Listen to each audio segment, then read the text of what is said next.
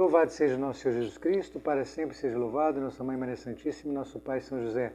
Sejam todos bem-vindos a esse canal, eu sou Ayrton Vieira e hoje daremos então seguimento ao segundo vídeo da segunda coluna de nossa série Anguera é o Papado. Se você chegou pela primeira vez e deseja saber do que se tratam esses vídeos, a forma com que nós abordamos esse tema, questões de metodologia, de conceitualização e de temática mesmo, deixo a dica para que veja o vídeo de introdução, que é o vídeo que inicia esta série, que vai lançar então essas bases para o melhor entendimento do todo. E mesmo que possa acompanhar esse todo desde o início. Saber, por exemplo, o que quer dizer essa questão das duas colunas, e das quais a gente dará seguimento.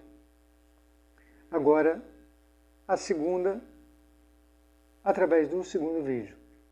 O primeiro foi ontem e o segundo será este. Deixe seu like, faça seu comentário, sugestões, críticas, perguntas e também que possa deixar a sua contribuição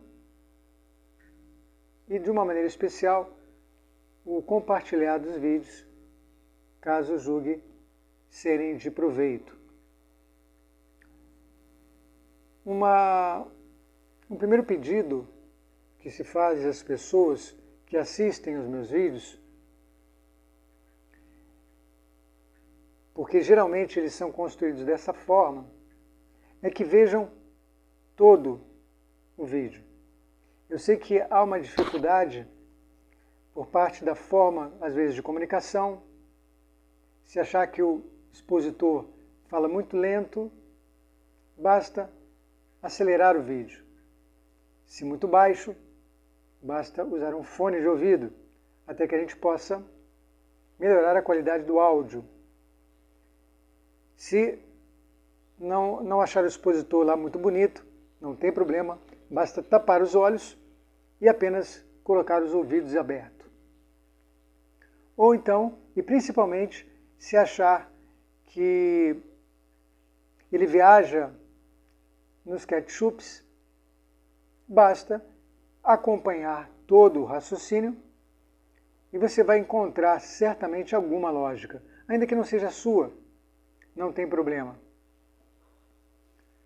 O fato é que o que vem sendo tratado nessa série, e via de regra nesse canal, são coisas que dizem respeito séria e gravemente, primeiro, a todo católico, a toda pessoa que se considere ao menos um católico, e segundo, em alguma medida, a todos os que não são católicos, porque a salvação é para todos.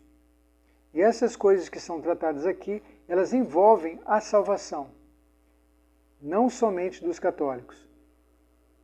Uma vez que fora da Igreja Católica não há salvação, como reza o dogma, e que por isso precisa ser bem entendido, antes de ser, inclusive, rejeitado, uma vez que é perigoso rejeitarmos os dogmas da Igreja Católica, mesmo não sendo católicos, pelo único e simples fato de sabermos que absolutamente nada do que ali está é falso. É feio e é mau. Eles estão postos para a maior honra e glória de Deus, para o nosso bem e de toda a Santa Igreja.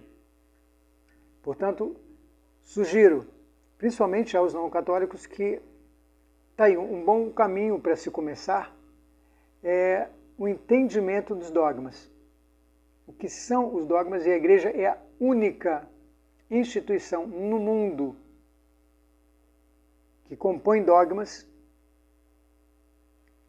ainda que os outros o façam de uma maneira enviesada ou tenham uma tentativa disto, ainda que não admitam, mas a Igreja não. A Igreja é a única instituição que cria dogmas, cria no sentido de promulgá-los, né, de decretá-los, de bater um martelo. Claro, porque é a única igreja deixada, criada, fundada por Jesus Cristo, o Filho de Deus, segunda pessoa da Santíssima Trindade, Deus e homem. Quer queiram ou não o resto do mundo. Quer queira ou não o resto do mundo.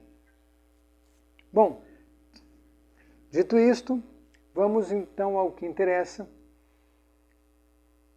com a mensagem de 2542 de 2005, ou 29/6/2005, que, como foi dito já, essa segunda coluna,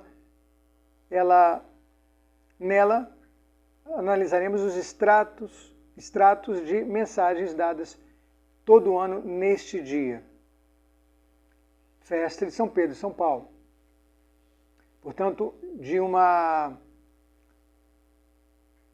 estreitíssima ligação com o papado. E praticamente em nenhum ano, a partir de 1988, se deixou de dar mensagens neste dia. Quando houve um ano, como vimos no vídeo passado, de 1990, em que não houveram mensagens, ou não houve uma mensagem neste dia, em 1991, no ano seguinte, foram dadas 2 mensagens, como que compensando o ano anterior.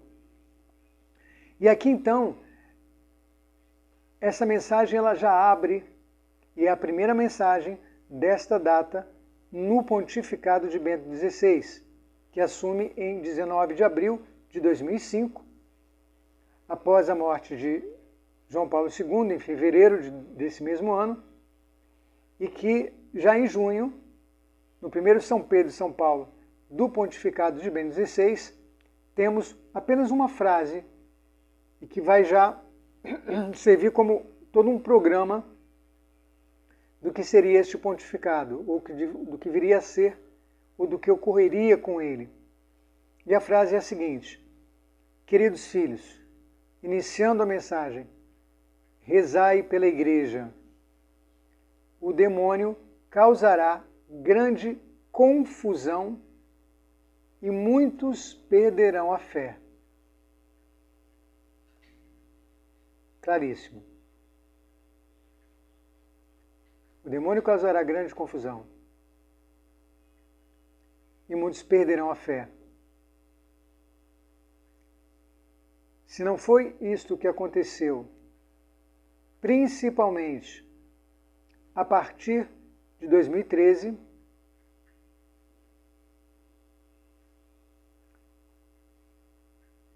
basta olharmos e ouvirmos a realidade.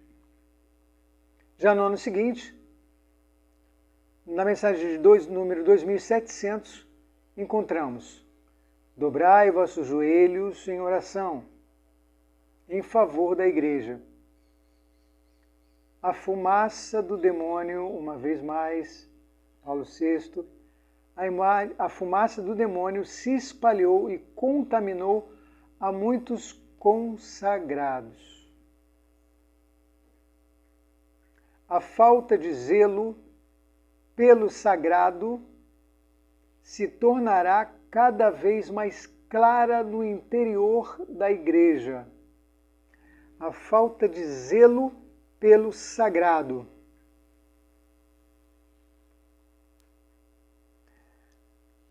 E se Deus quiser, antes de fazer a série, a próxima série sobre o livro Bento XVI, Papa Emérito, de Estefania Costa,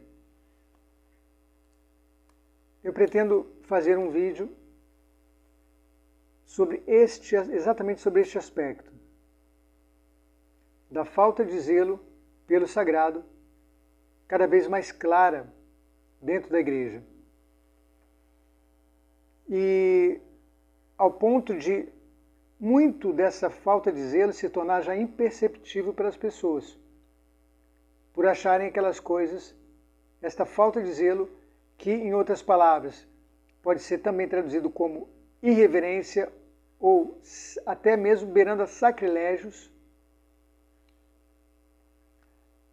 Para a grande maioria, especialmente das paróquias, dentro do que nós conhecemos como a Missa Nova ou Novus Ordo,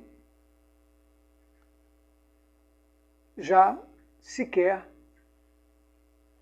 é uma falta de zelo, é uma irreverência, é uma falta de respeito para o consagrado, é uma blasfêmia, é um sacrilégio. E este é o problema. Quando não se enxerga mais o erro, né, o falso, o feio e o mentiroso. Ou melhor, o falso, o feio e o mal. O mentiroso é o falso. Quando a gente já não enxerga mais esses três elementos e pensamos que por estarem ali revestidos de uma maquiagem, por assim dizer, de uma pirotecnia, de um colorido, né, de um cenário mais... Isso já, esses elementos já são encobertos aos olhos da maioria. Mas falaremos sobre isso depois, logo após esta série, se Deus quiser. Chegará o dia em que surgirá um homem com aparência de bom e com sua falsa ideologia conseguirá enganar a muitos. Vejam isto. Segundo ano de pontificado de Bento XVI. Chegará o dia em que surgirá um homem com aparência de bom, aparência, e com sua falsa ideologia conseguirá enganar a muitos. Até mesmo consagrados serão seduzidos.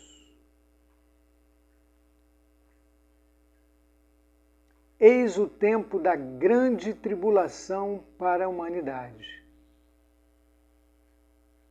Vejam,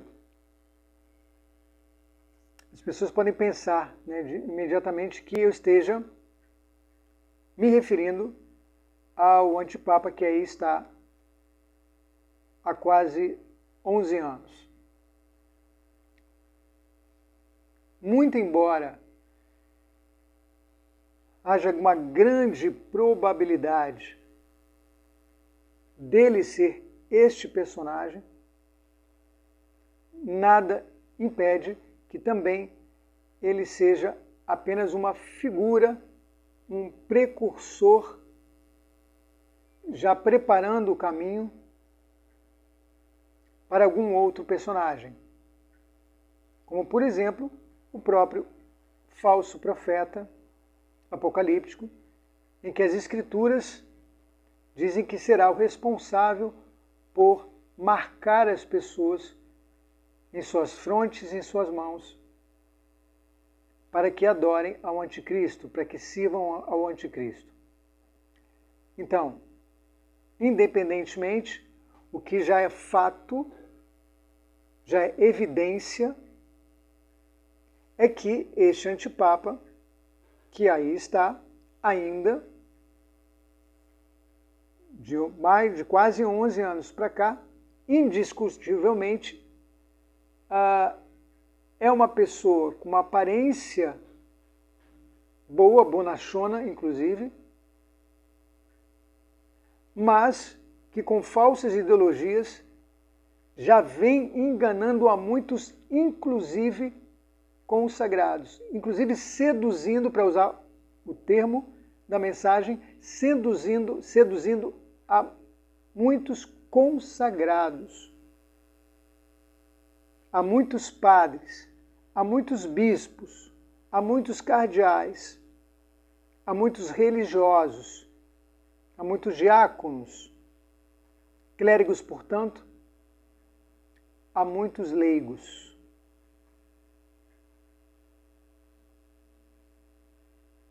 Adoraria que vocês me provassem que eu estivesse errado. canal está completamente aberto, inclusive para quem quiser fazer uma live, trazer os seus argumentos. Basta apenas entrar em contato, ou pelos comentários ou pelo e-mail que é deixado sempre em todos os vídeos. Sigamos.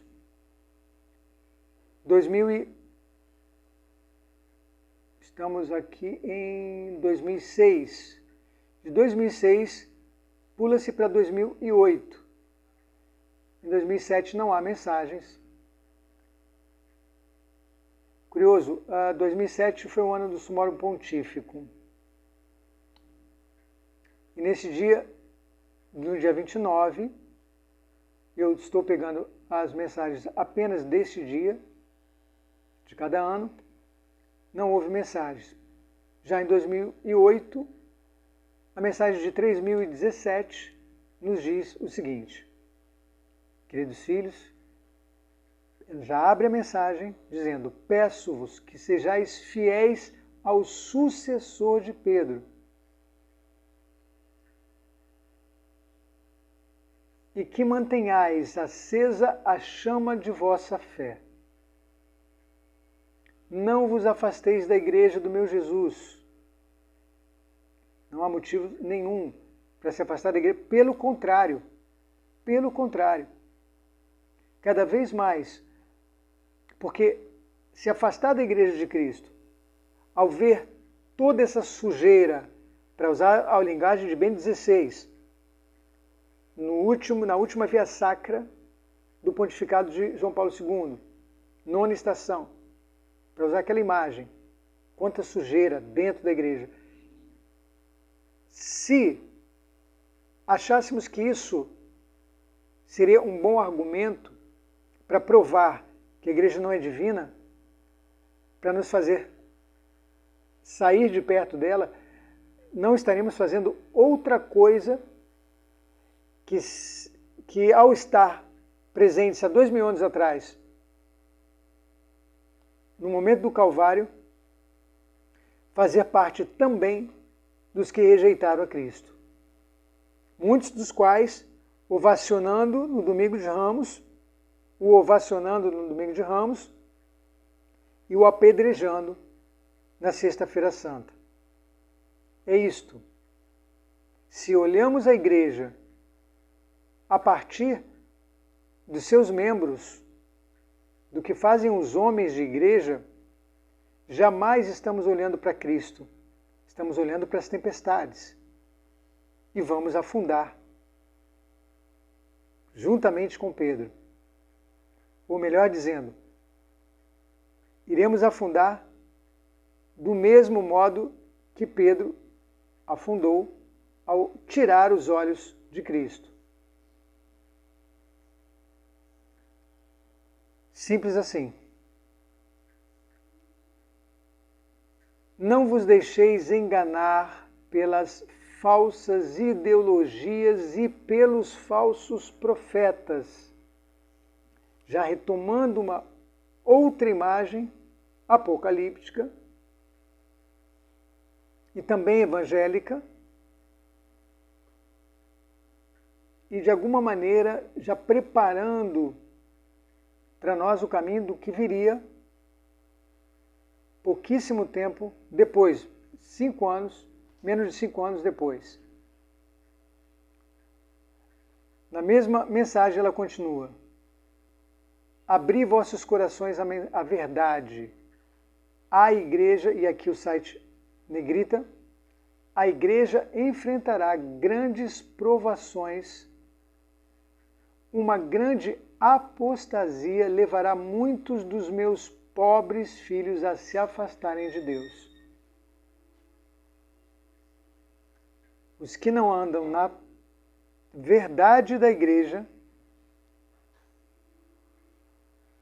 antes, tende cuidado. O que vos digo deve ser levado a sério. Mais uma vez, ela não está para brincar, como o céu não está para brincar. como Deus não está para brincar, como os santos, os anjos que nos falam através de Deus, ou melhor, perdão, os santos e os anjos que nos falam mandados por Deus, que são a voz, como que a voz do que clama no deserto. E é só um parênteses, esses dias foi justamente a leitura, né? Essa leitura nas missas, e infelizmente em muitos lugares, talvez na maioria,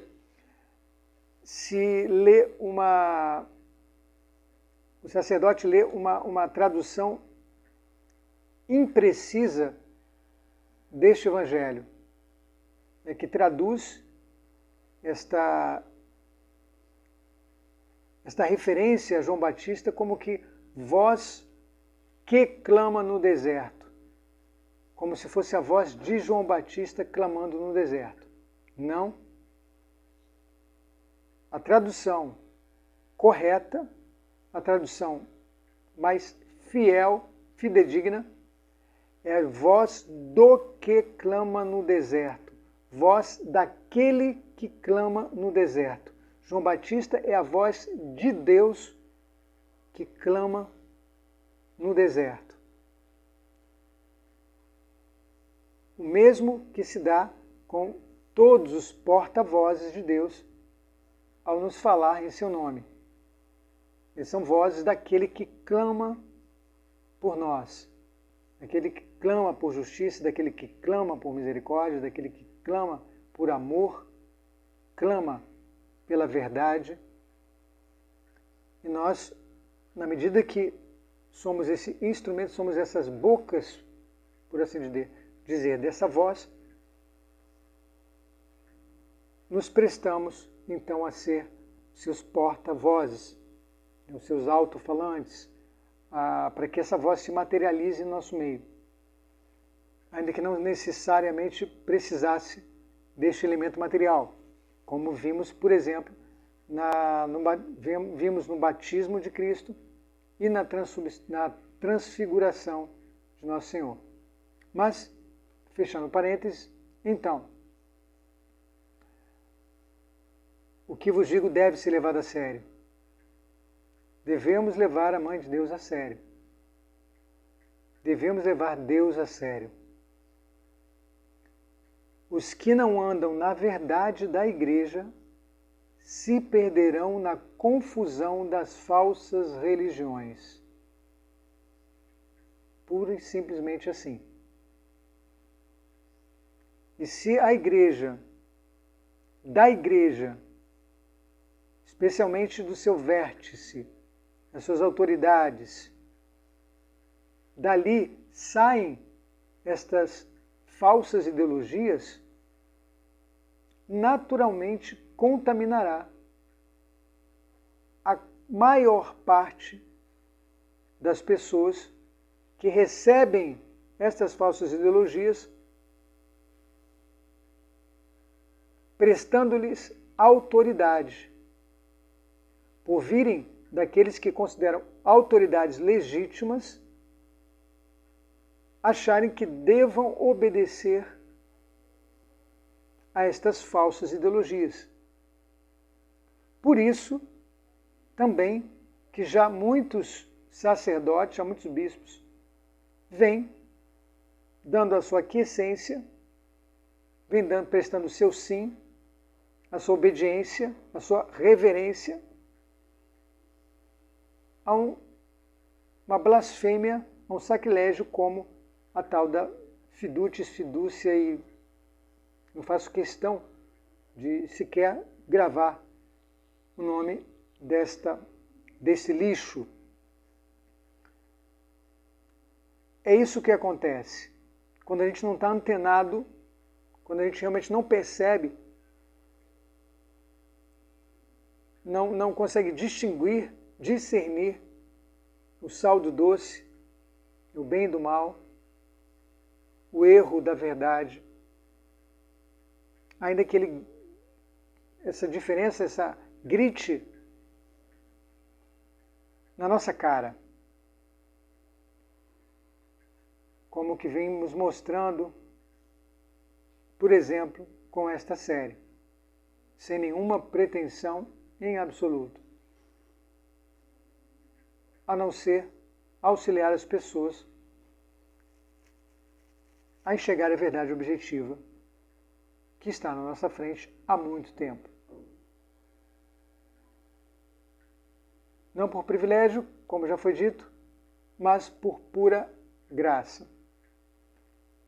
2009. E aqui percebemos que não houve esta compensação, como foi dita. Em 2007 não houve a mensagem, pulou para 2008 e agora já entramos em 2009.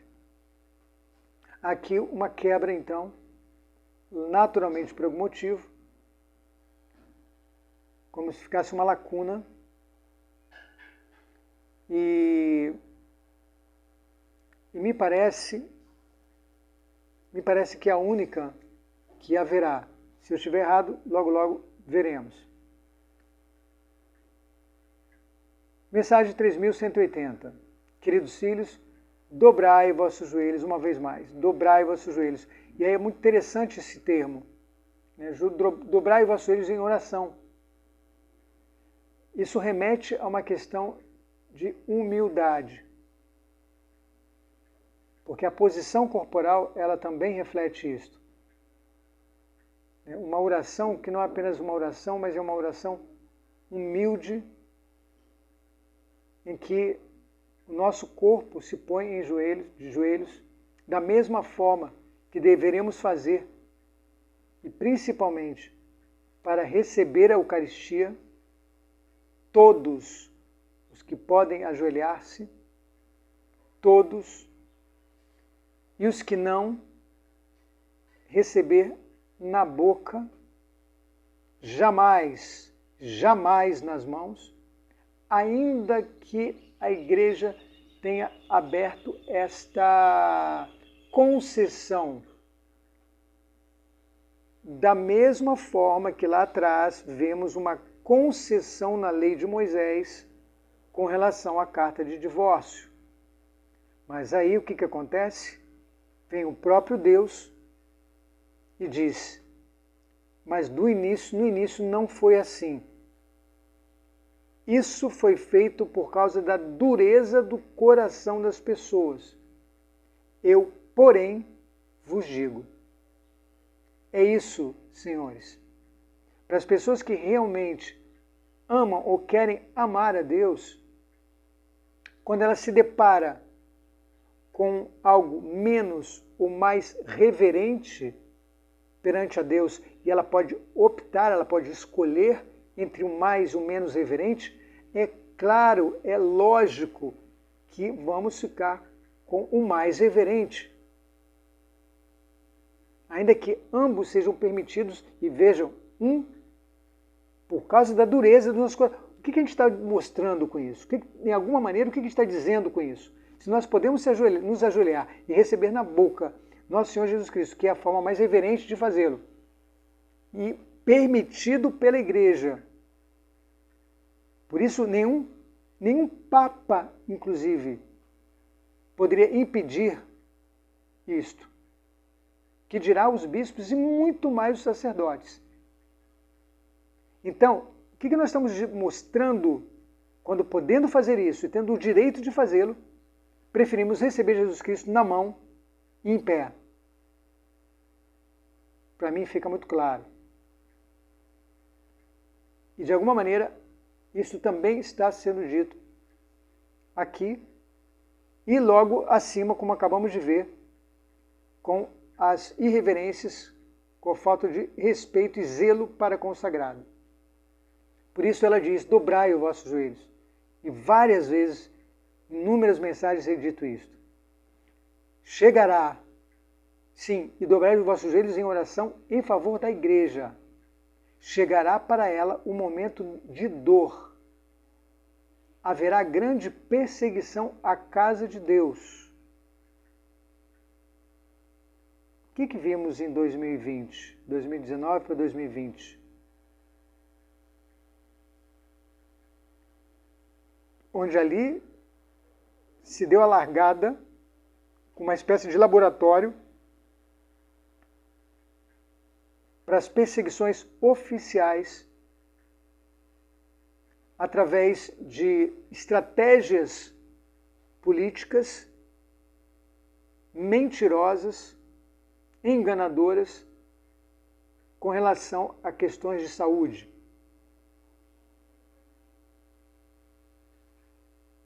Fechando os templos, negando às pessoas o seu maior médico e remédio. Tive de fazer uma pequena pausa, mas seguindo. Então, haverá grande perseguição à casa de Deus e os meus pobres filhos hão de chorar e lamentar. O trono de Pedro será abalado. Este é o fato,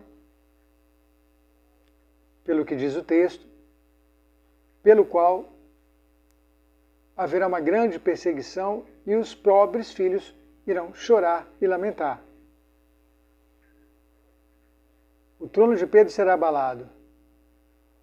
Um sucessor de Pedro verá a destruição de sua casa e os homens de fé irão lamentar.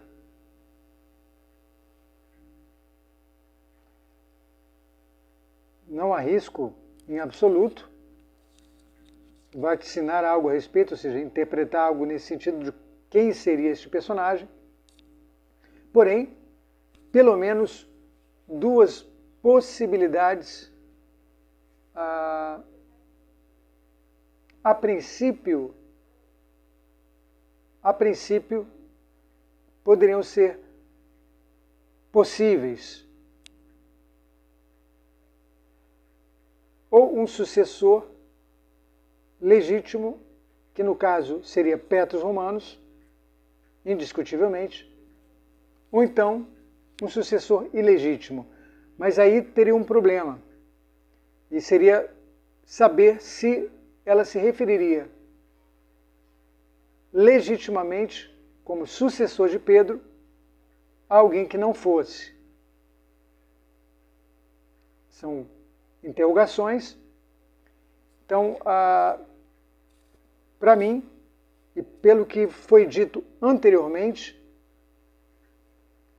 é mais possível, mais plausível, que possa aqui se tratar de Petrus Romanus, que, uma vez mais, pela profecia dos papas de São Malaquias, será a pessoa contemporânea à destruição do Vaticano, a destruição de Roma, que deverá então, sob uma grande perseguição que também é citada aqui nessa mensagem, sob uma grande perseguição conduzirá o seu pequeno rebanho. O futuro nos dirá. Próxima mensagem, 2010. Ano seguinte.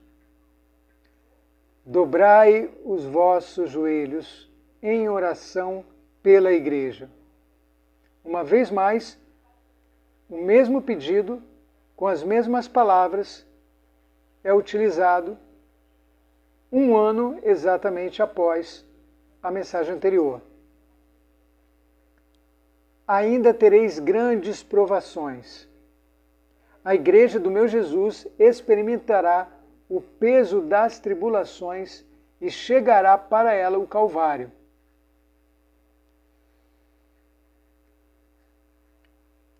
Eu penso que deveríamos meditar mais, refletir mais sobre esta expressão, sobre o que significaria ou que significará para a Igreja, portanto, para nós, o Calvário, a exemplo do que houve com Cristo, guardadas as devidas proporções naturalmente. O Calvário é aquilo que de mais terrível pode acontecer na vida da Igreja, porque foi o que de mais terrível ocorreu na vida de Cristo, ao ponto dele dizer, se for possível, Pai, afasta de mim esse cálice. Algo em que não temos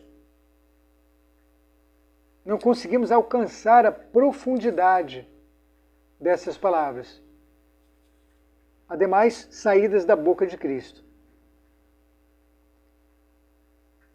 Então eu penso que deveríamos pensar mais como Nossa Senhora também nos sugeriu, aconselhou, indicou, orientou em Garabandal.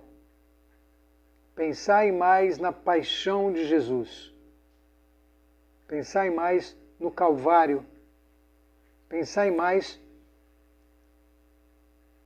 no momento em que, naquele momento em que nunca houve antes nem haverá depois tamanha tribulação. É lógico que não se trata de masoquismos, é lógico que não se trata de antecipação de uma coisa para sofrer por antecipação e de alguma maneira já mirrar as nossas forças. Em absoluto. Se trata de refletirmos, meditarmos mais sobre esse momento crucial que virá e não vai tardar.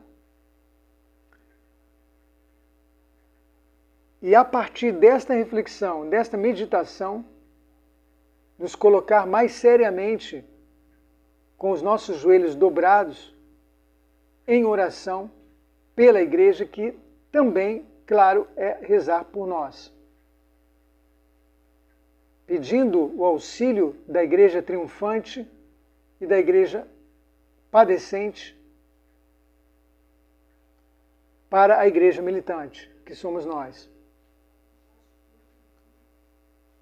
Eu vejo uma relação muito grande com todas essas coisas.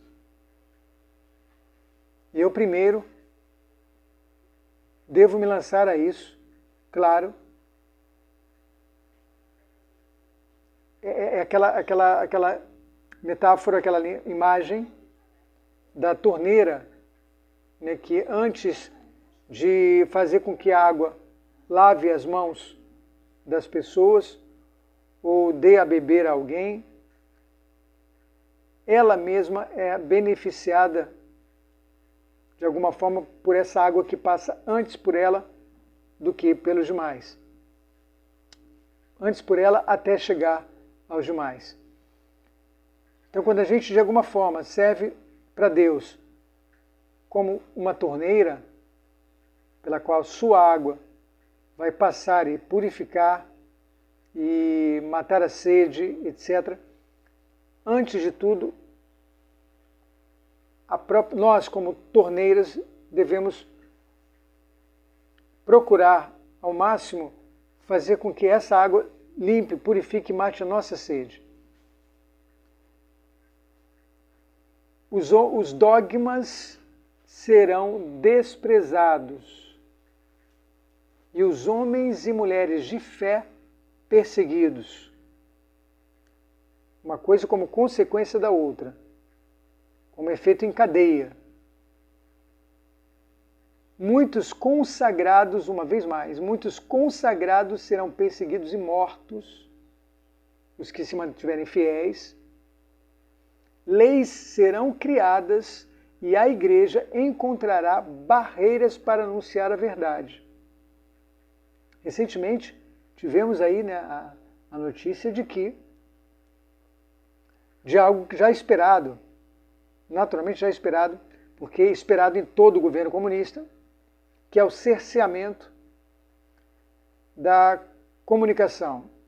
Não vamos chamar liberdade de comunicação ou liberdade de expressão, porque também este termo ele é ambíguo e, sob certa medida, ele é improducente. Mas é aquilo de Santo Agostinho, quando se dá direitos ao erro, ali a verdade passa a ficar sem direitos. Coisa mais óbvia do mundo. Quando começam a haver leis, os homens começam a criar leis antinaturais para favorecer o erro, a mentira, o feio, o mal, a maldade. É claro que a beleza, a bondade e a verdade vão ser marginalizadas, vão sofrer as consequências, porque elas que serão atingidas. Por isso que é uma falácia, um sofisma imenso essa questão das liberdades gerais e irrestritas, principalmente a liberdade de culto.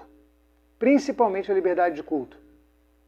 Porque uma vez partindo desse princípio de forma absoluta, você vai chegar à liberdade de culto satânico, diabólico, demoníaco, como já está acontecendo.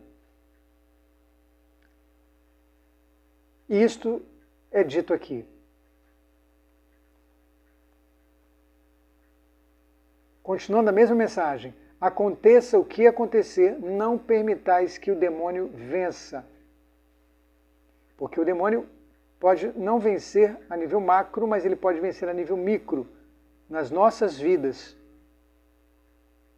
que é o primeiro campo de batalha da disputa entre a verdade e a mentira, entre a beleza e a feiura, entre a bondade e a maldade, entre Deus e o demônio. Um escândalo abalará o mundo. A máscara do demônio cairá. O que foi anunciado como verdade é fruto de falsidade. Prestem atenção no que acaba de ser dito. O que foi anunciado como verdade é fruto de falsidade. Não estou me referindo aqui a absolutamente nada em específico. O que aqui está sendo dito é que algo, esse algo pode ser vários algos, não apenas um, como nunca é apenas um, embora esteja se referindo aqui a algo em específico, um escândalo que abalará o mundo, a máscara do demônio cairá, o que foi anunciado como verdade é fruto de falsidade, e ela só continua, rezai, rezai, o demônio deseja destruir os meus planos, escutai-me. Em alguma medida, isto é já o que ocorre e tem a ver intimamente com o mistério da iniquidade de Tessalonicenses. A ponto do apóstolo dizer que Deus enviaria um espírito de engano, um espírito de erro, para os que se negaram a reconhecer a verdade. Mesmo com toda boa intenção, com toda boa vontade, nós podemos nos recusar a enxergar a verdade. Ademais, as verdades evidentes estão na nossa cara. E aqui é dito em palavras límpidas. O que foi anunciado como verdade é fruto de falsidade. Ora, quando isto acontece, por exemplo, na igreja, quando um antipapa se coloca no lugar de um papa e é abraçado, é recebido, é obedecido pelas pessoas como papa legítimo, para ficar em este único exemplo. Quem me provar o contrário, que esteja mais do que à vontade. Quem quiser me provar o contrário, mas penso que será algo difícil, porque, via de regra, tudo o que é falso, mas recebido como verdadeiro, se encaixa ipsilíteris, 100%, como o Pedro gosta de dizer, nesta frase. Você pode questionar uma vez mais, o problema é unicamente seu, de se isso pode ser aplicado concretamente no tempo presente.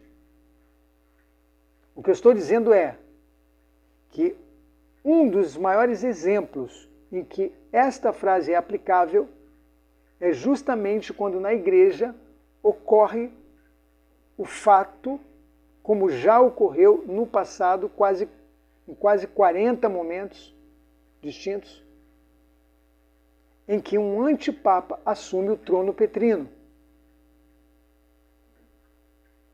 e exerce as funções de papa e é reconhecido não só pelos fiéis, como pelo mundo, ou uma grande parte do mundo,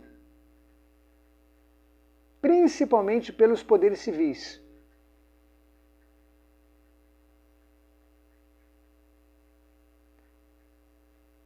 Que ajudam a manter a farsa.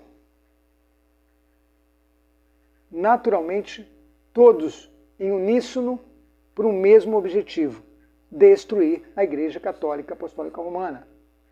Ponto. Passando antes pelo papado.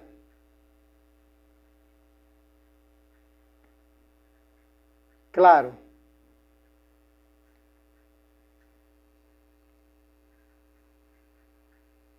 em 2011, próximo ano, sede defensores da verdade. Amai a igreja e rezai por ela. Uma vez mais. Como que recorrente, a partir de então, de 3, 4 anos. A igreja do meu Jesus sofrerá com uma grande e violenta perseguição. Dor maior não existiu. Como nunca houve antes, nem haverá depois, disse Jesus. Não há vitória sem cruz. Os inimigos de Deus se unirão contra a sua igreja, mas a vitória será de Deus. Não temais, sede fiéis e abraçai a verdadeira doutrina, porque, claro, há uma falsa já caminhando junto, o joio crescendo cada vez mais junto com o trigo, ao ponto de se parecerem tanto que se toma um pelo outro. Por isso que Deus tem que deixar crescer até uma altura em que sejam distintos, claramente, visivelmente distintos, então se corte o joio sem perigo de cortar o trigo. Os que estão afastados dos sacramentos carregarão pesada cruz. E aí, senhores, isso não significa dizer que mesmo algumas pessoas que estão na igreja todo dia, assistindo a missas todos os dias, não estejam afastadas dos sacramentos. Quanto mais aquelas que passam mais de anos sem comungar ou sem confessar-se, comungando indevidamente, em pecado mortal, ou bem abraçadas com seus pecados veniais, ao ponto de não buscar sequer odiá-los, sem contar em diversas formas de irreverência para com o sagrado, como foi dito mais adiante, mais à frente, e que ajudam também a estarmos afastados dos sacramentos. Vidas matrimoniais em frangalhos, porém, ao chegar na igreja, no templo, mantidas as aparências e uma série de outras coisas. Estas pessoas carregarão pesada cruz, ainda mais pesadas do que aquelas que buscam viver de verdade uma vida de fé, uma imitação de Cristo. 2012. Meses antes da suposta renúncia. Última mensagem nesta data, antes do golpe de Estado de Bento XVI. Peço-vos que sejais fiéis à Igreja do meu Jesus. A vossa fidelidade e testemunho de fé, crer no que não se vê, crer muitas vezes no que não se entende.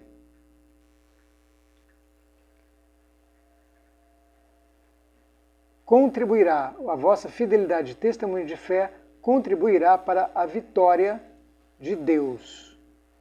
A Igreja caminha para um futuro doloroso. As trevas da apostasia se tornarão mais intensas no interior da Igreja. A fé estará presente em poucos corações. O trono de Pedro será abalado. Mas no coração dos homens e de mulheres de fé, a verdade permanecerá.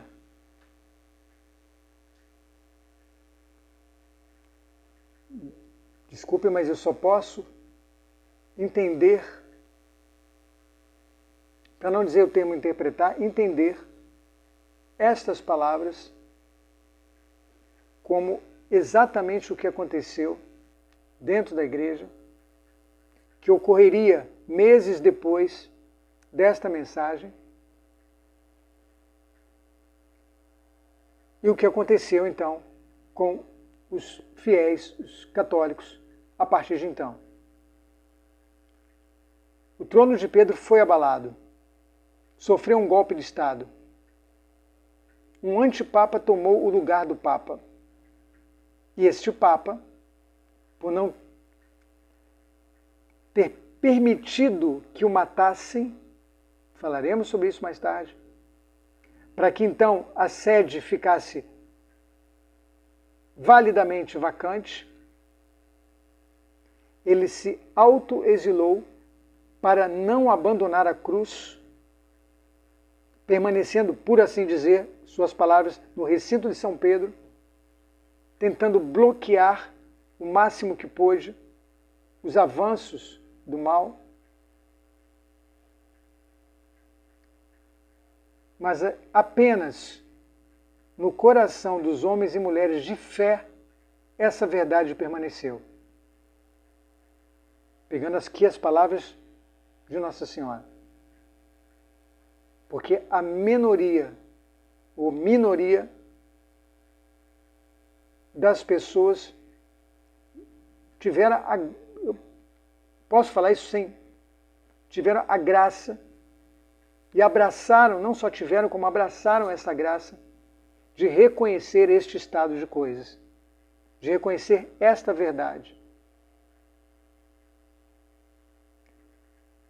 Como até hoje ocorre. Principalmente entre os consagrados. Por aqui ficamos. Já no próximo vídeo entraremos então nas mensagens dadas em 29 de junho dentro da sede impedida, o primeiro ano de sede impedida, que é 2013,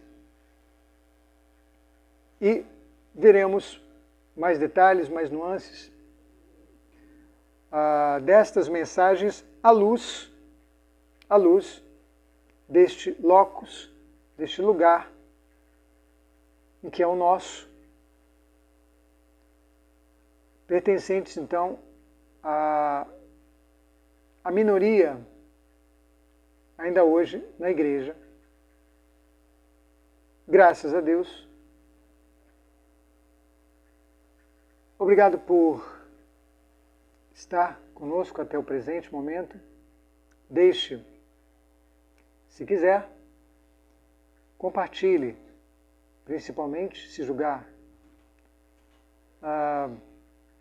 benéficas estas informações, estas análises, esta hermenêutica, esta exegese,